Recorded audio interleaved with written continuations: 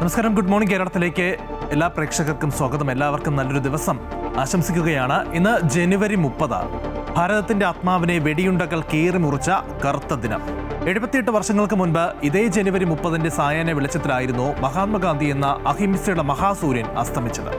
പ്രാർത്ഥനയ്ക്കായി കൂപ്പിപ്പിടിച്ച കൈകളുമായി എത്തിയ ആ മനുഷ്യന് നേരെ 3 വെടിയുണ്ടകൾ പാഞ്ഞു കയറിയപ്പോൾ തകർന്നു വീണത് ഒരു മനുഷ്യനായിരുന്നില്ല, മറിച്ച് ഒരു രാജ്യത്തിന്റെ ആത്മബലമായിരുന്നു.